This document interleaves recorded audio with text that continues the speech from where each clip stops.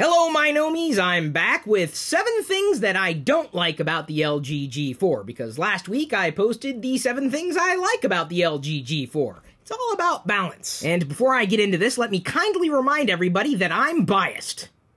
As are we all. We're human beings.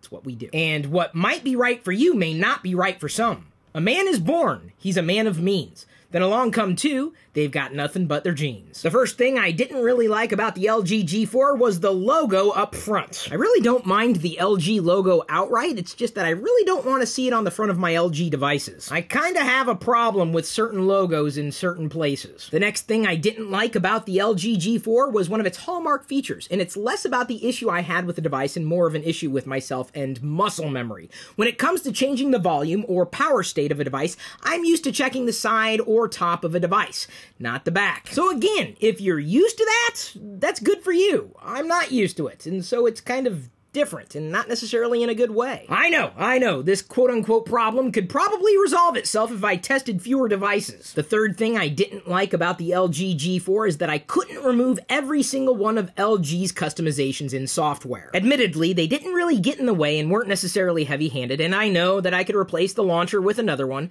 It's just that I would rather have a purer Android experience with an Android device. I'm gonna make a bold suggestion that may make everybody happy. LG, keep your customizations, but allow the user to toggle them on or off en masse. That means all at once. The fourth thing I didn't like about the LG G4 was that it was virtually impossible to use with just one hand.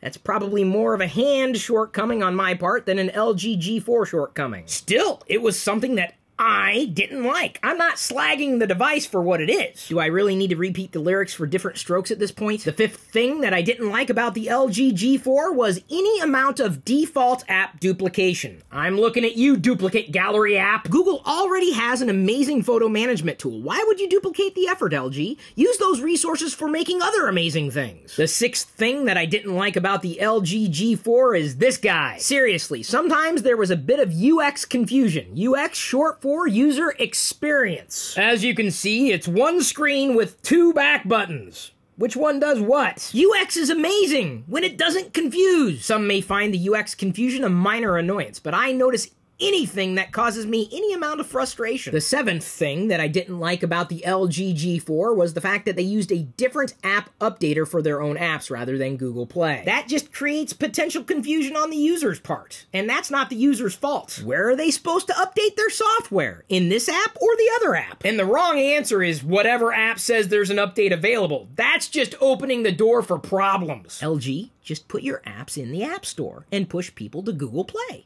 It's simple. I am confident people are going to argue that it's not that simple. But think about the user who gets an update for software that needs updated, and they open the app to update the software thinking they're doing everything officially, but they're not. They accidentally installed a nefarious app, and suddenly they're downloading bad things to their phone. It could happen. So there you have it, the 7 things I don't like about the LG G4, and as a reminder, I've already recorded and uploaded the 7 reasons I like the LG G4. No hate. So to end this 2-part series on a positive note, who do I think the LG G4 is for? Someone looking for a best-in-class smartphone camera. Someone who wants a mid-sized pocket computer. Or for someone who's looking to move on from their existing Android smartphone. Who is the LG G4 not for? Anybody who doesn't like any degree of default modifications. Anybody who doesn't really value or use the camera in their smartphone a lot. It's also not likely for someone who doesn't really put a value on being able to swap their back plates or